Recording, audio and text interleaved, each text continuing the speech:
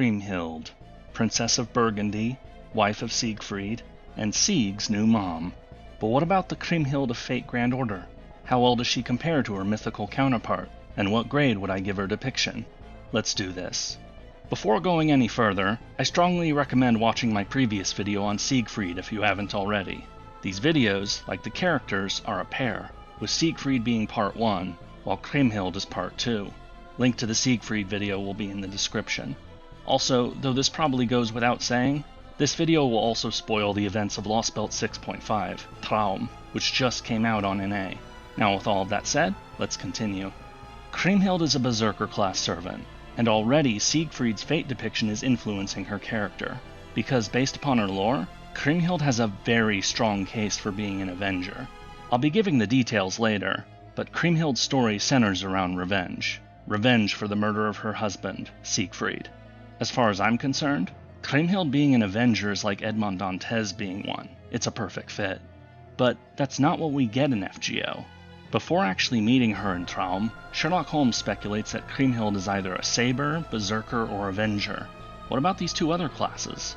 Well, Kriemhild wasn't a proper warrior, but she did use Balmung, Siegfried's old sword. I emphasize the word use rather than wield, because she only actually used Balmung once. So while you could argue for saber since she did use a sword, I find that case to be pretty weak. Berserker is a better fit.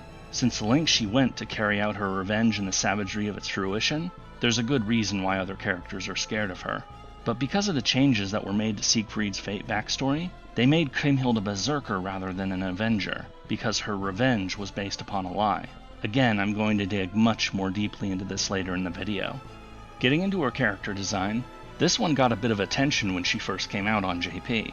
Everyone was hyped up about seeing Charlemagne, only for Kriemhild to show up and steal much of his thunder. I can't blame them, I think this is a phenomenal design. But what about its lore?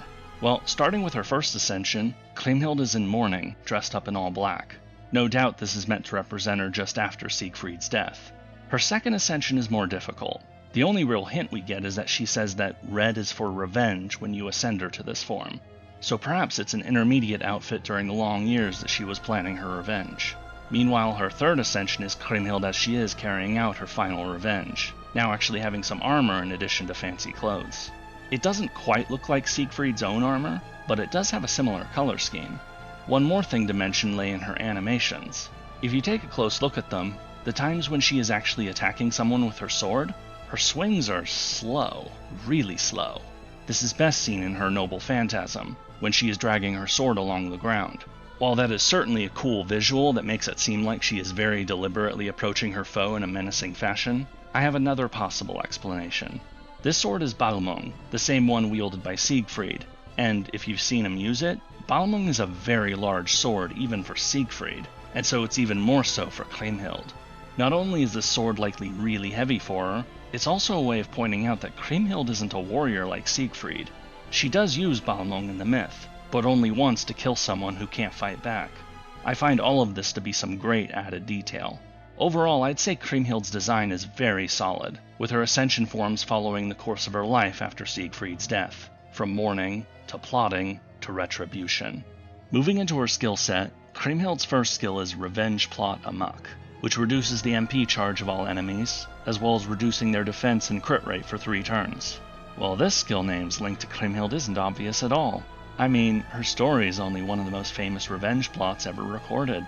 I can't possibly imagine how Kriemhild could have gotten a skill named Revenge Plot. It's truly a mystery to us all. Okay, I'll cut the sarcasm, but you get the point. Kriemhild's second skill is Murderous Retribution, which increases Arts card, Buster card, and her damage against chaotic enemies for 3 turns. Much like her first skill, this one is a pretty obvious one. Kriemhild's revenge was less like the one carried out by Edmond Dantes and more like Boudica's, meaning that it was extremely violent, got a lot of people killed, and did not have a happy ending for anybody. By the time it was all over, the survivors could only look around and mourn the deaths of so many who had fallen victim to Kriemhild's rampage. Lastly, Kriemhild's third skill is Noblewoman's Love, which applies taunt to an ally of her choosing, as well as giving herself a heal and a 50% MP charge at level 10. While her previous skills connected to how Kriemhild is a pretty scary person whose actions led to the deaths of a lot of people, this one links to her motivations. Because, by all accounts, Kriemhild really did love Siegfried. They spent a number of years happily married, and even had a son together named Gunther after her brother. That might have been a bit awkward later, since it was her brother who ended up letting Hagen murder Siegfried. Kriemhild's very real affection for Siegfried, and so the pain of his loss, would be the cause of everything that followed. On another note, that son of hers with Siegfried actually turns out to be one of the few survivors of the Nibelungenlied, largely due to vanishing from the plot and so not ending up at the bloody finale.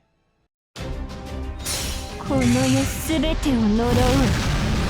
この世すべてが疎ましいの。バルムンク、首をはねるわ。我が憎しみを焼き付けろ。 Kriemhild's noble phantasm is Balmung Kriemhild, whereupon she charges up a surge of dark energy into her sword, slowly walks towards her foe, and then brutally slashes upward through their body. This MP removes one enemy's defense buffs before damage, does heavy damage to that enemy, even more so if they have the dragon trait, and decreases that enemy's arts card resistance for 3 turns depending upon overcharge. This is the same Balmung that was wielded by Siegfried, though it has been given a more demonic look now that Kriemhild is wielding it. Now, if you watched my video on Siegfried, you might have noticed that I didn't actually say much about the sword itself. Well, the reason for that is, there really isn't much to say about it. This is not the case for Siegfried's Scandinavian counterpart Sigurd, whose sword Gram actually has a pretty extensive backstory to it, which Wagner would then take and apply to his Siegfried in the Wagner opera. But as far as I can tell, Siegfried, and by extension Kriemhild's Balmung, it's just a sword found among the treasure of Nibelung, little else is said about it. Still, as far as MPs go, it fits Kriemhild, since her taking up Balmung was the culmination of her revenge. Kriemhild's craft essence is I'm fine with this, featuring the same Das Rheingold of Siegfried's own Bond CE, but now stained with blood. I've already talked about the Rheingold in Siegfried's video, so what's Kriemhild's connection to it? Well, after Siegfried's death, she tried to use the Rheingold to help hire warriors, hoping to use them for her planned revenge. But then Hagen stole the Rheingold and sank it into the Rhine River, frustrating Kriemhild's plans for a time. The CE's text doesn't talk about any of that though, instead focusing upon how the Rheingold is cursed, how people who come across it tend to be blinded by their greed, and are willing to do horrible things to acquire it. Now, while Siegfried killed a pair of brothers who had found the Rheingold with him because they couldn't agree to divide it between them, the curse of the Rheingold is more a feature of the Wagner opera rather than the Nibelungenlied, and of much older stories than that. Now, I'm going to take a moment to explore that curse and its origins. While it is a bit of a tangent, I promise it will be very interesting. In the Wagner opera, the Rheingold is taken by the dwarf Alberic and forged into a powerful ring that gives him the power to dominate others, hence why the whole series of 4 operas is known as the Ring Cycle. But when the ring is taken from Alberic, he puts a curse upon it, that those who possess it will be overtaken by greed and envy, which leads to much of the plot's drama. So, a ring of power that, outside of its master's control, has a tendency to drive people mad in their desire to possess it. Where have I heard this story before? Well, it's actually from the story of Sigurd in the Valsunga saga, where he takes the cursed ring on Varanot from Fafnir, who had turned into a dragon and been jealously guarding it after having killed his father to acquire the ring. If you haven't picked up on it already, Richard Wagner wasn't the only one who would use elements from these Old Norse legends to write his own stories. Another man with a much deeper knowledge of these legends would use them to write some stories of his own, The Hobbit and The Lord of the Rings. I know that was a bit of a tangent, and probably would have been better to mention in a future video on Sigurd, but I couldn't wait that long to bring this up. I found it way too fascinating not to. One last thing, in the Fate franchise, the Rheingold would later be found by the Einsburn family and used to create the Holy Grails. No wonder so many bad things happen in these stories. The Grails themselves are made out of cursed gold. A few people brought this up in the comments in my previous video on Siegfried. I didn't mention it then since it wasn't directly relevant to Siegfried, but if I'm already going on tangents, may as well do another. Anyway, moving on. Jumping ahead, Kriemhild's Valentines CE is sincere chocolate with sermon attached, featuring a very fancy box of chocolates, and a letter in an envelope next to them. Based upon what the CE's text mentions, Kriemhild makes 2 of these chocolates, one for the protagonist and one for Siegfried. Each one has its own handwritten note attached. The one Siegfried gets is all about how useless he is, while the note the protagonist gets says to not be like Siegfried. Admittedly, this doesn't seem to have any connections to Kriemhild's lore, aside from her complicated relationship with Siegfried. From what I can tell, this Valentines CE, and the scene that comes with it, is all a reference to a character that Kriemhild's voice actress has played in the past. But I've never seen that series, so I can't really say how. Regardless, this CE is more for comedy rather than any links to her lore. Now for characterization, starting with a look to the myths surrounding Kriemhild. When it comes to the Nibelungenlied, and especially the Wagner operas that were loosely based upon it, initially most people tend to assume that it is about Siegfried, this great dragon-slaying hero. But in reality, he is a decoy protagonist, someone presented as the main character, only to fall away halfway through the story to reveal the true main character. In my previous video, I went into the backstory of Siegfried, his arrival at the Burgundian court where he hoped to marry Kriemhild, his helping King Gunther get Brunhild as his own wife in exchange through underhanded and immoral means, and the argument between Brunhild and Kriemhild that ultimately led to Siegfried's murder by Hagen. In this video, I am going to pick up where I left off, with Kriemhild finding her husband's corpse outside of their residence the following morning. To say that Kriemhild was distraught by this would be an understatement. She was devastated. Kriemhild is told that Siegfried was killed by bandits during the hunting trip with Hagen, but during the funeral, Siegfried's corpse bleeds when Hagen appears. This is something called cruentation, an old medieval belief that a corpse would bleed when in the presence of its killer. It's something that was actually used in medieval courts as evidence, but it became discredited as medical knowledge grew. Upon seeing the corpse bleed when Hagen appears, Kriemhild finds out that he is the one who killed Siegfried. Kriemhild swears revenge against Hagen, starting to use the fortune of the Rheingold to hire warriors for this purpose, until Hagen steals the treasure and sinks it into the Rhine River. This leaves Kriemhild fuming, but unable to do anything. 13 years later, though, Kriemhild gets an offer of marriage from Etzel, the king of the Huns, also known as Attila, or Altera as we know her. Kriemhild agrees, but not because she's moved on from Siegfried, but because becoming a queen gives her access to resources she can use for her plan. 13 years after that, her plan is ready, and she invites her brother, King Gunther, and Hagen to attend a feast at the court of King Etzel. Hagen is less than eager to go, thinking that it is a trap, which it totally is, but he is eventually pushed into doing so. His worries are further compounded when some water fairies warn him that everyone in their party except one monk will die. Hagen then promptly tries to flip the chessboard and drown the monk in the river, only for the monk to escape. Initially, Gunther, Hagen, and the other guests from Burgundy are greeted warmly, but the tension is barely kept under the surface. Even one of Etzel's own vassals, Dietrich of Bern, a character based upon Theodoric the Great, warns the Burgundians to keep themselves armed, fearing that something ugly was planned. Kriemhild then confronts Hagen about his murder of Siegfried, also asking him to return the Rheingold that he had stolen from her. Hagen not only openly admits to the murder, he reveals that he is now wielding Balmung, Siegfried's sword, and no, he is not going to give the treasure back. The next day, instigated by Kriemhild, a fight breaks out outside of the Great Hall between the Burgundians and Huns. Hagen, thinking that Kriemhild is planning to kill him, which she very much is, then decides that digging himself deeper is the best course of action, and so he murders the young son of Etzel and Kriemhild, Ortlieb, right in front of his parents, chopping the kid's head off for good measure. Etzel and Kriemhild are hurried out of the hall as battle erupts between the Burgundians and Huns. The Burgundians initially take control of the hall, but they are in the middle of hostile territory. There is no escape. Kriemhild has the hall set ablaze, killing the Burgundians inside until only Hagen and her brother King Gunther remain alive. Taken prisoner, Kriemhild again asks Hagen where the Rheingold is, but he refuses, saying that to do so would be to betray his king, something that he will not do so long as his king lives. Loyalty to his king seems to be Hagen's only virtue. Kriemhild then has King Gunther, her own brother, beheaded, showing the head to Hagen. Despite his king now being dead, Hagen still refuses to budge. Kriemhild then takes Balmung from Hagen and chops off his head. A moment later, Kriemhild is then killed by Hildebrand, the mentor to Etzel's vassal Dietrich, and he somehow gets away with doing that. But by then, it no longer mattered. The Burgundians were all dead.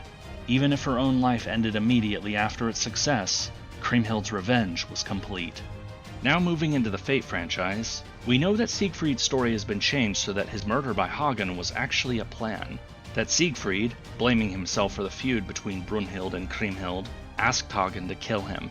But, as we also know from Siegfried's second interlude and Traum, he kinda forgot to tell Kriemhild this. apparently assuming that nobody actually cared enough about him to be upset by his death.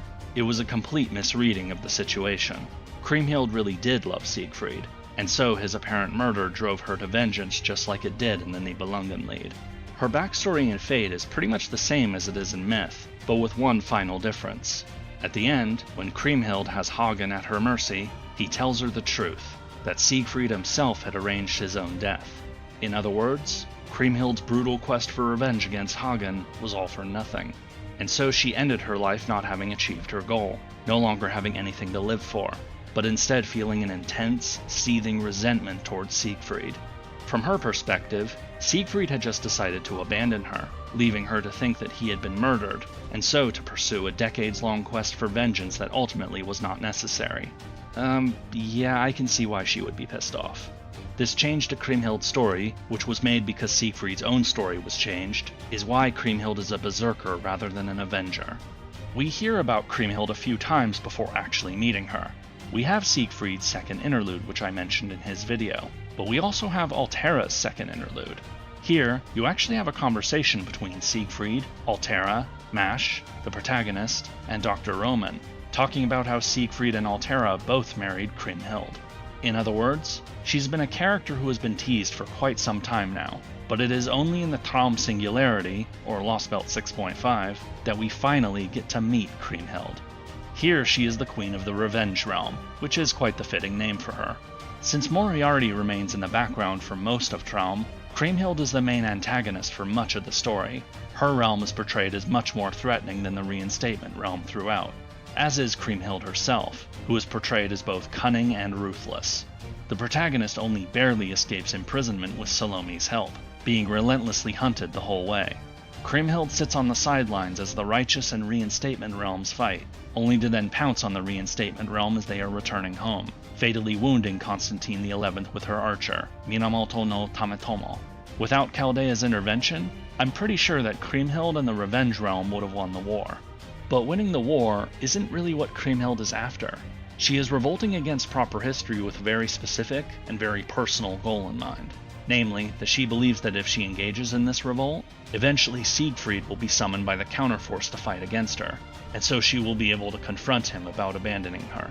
Her advisor Zhang Jue knows this, that Siegfried will draw Kriemhild's full attention, and so he locks Siegfried up in his secret fortress to prevent that from happening, wanting the war in the Singularity to continue.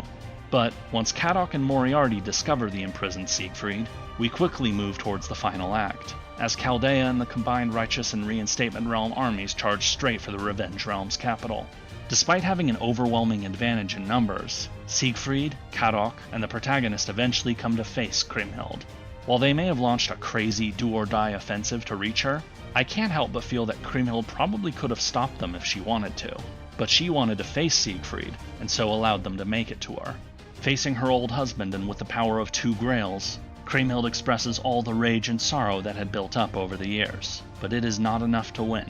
Then the unexpected happens. Siegfried apologizes, and then joins her side, fighting one last battle together with Kriemhild against Chaldea. It certainly caught Kriemhild off guard, having come to believe that Siegfried didn't actually care about her. So to have him apologize and then join her side, hoping to make up for his past mistake, that's a big moment for her. It allows her to finally start moving on from her vendetta, especially so should you summon her to Chaldea. As for what the future will bring, well, I do know that Kriemhild will appear in future event content, such as the next Valentine's event, the Wanjinda World Tour, and perhaps more. No doubt while she may have reconciled with Siegfried, I imagine that their relationship will still be rather turbulent in the events to come, though probably also entertaining to watch. And now for the verdict. What grade would I give Kriemhild's depiction in Fate Grand Order? Well, her character design and skill set are solid, full of links and references to her story. She clearly has an advantage over her husband by coming out much later in the game's life cycle, and so having a less generic skill set. As for characterization, Kriemhild is put into a tough situation. Because Siegfried appeared in the Fate franchise nearly an entire decade before Kriemhild did, the changes made to his backstory were settled well before she appeared, which pretty much guaranteed that Kriemhild's own backstory would also see changes. Unless they wanted to retcon Fate Apocrypha and everything that came after it, there was no way for Kriemhild to match her character from the Nibelungenlied. The thing is, aside from the very end of her fate story where Hagen tells her Siegfried arranged his own death, the rest of the details are correct. The revenge quest, the marriage to Etzel, Altera, and the bloody end of her life. The change to Siegfried's story does drastically affect Kriemhild, but since most everything else about her is true to the myth, I don't think Kriemhild deserves a grade as harsh as the one I gave her husband. Still, Kriemhild in FGO is a cautionary tale about what happens when you greatly change a character's lore. You might only be changing one character to start with, but that can end up affecting other characters later down the line. And unless you want to be like Blizzard, you have to live with that. And so for a final grade, I am going to give Kriemhild, the vengeful Princess of Burgundy, a C-. If you would like to learn more about another woman who undertook a brutal revenge, check out my video on Boudica here. Until next time.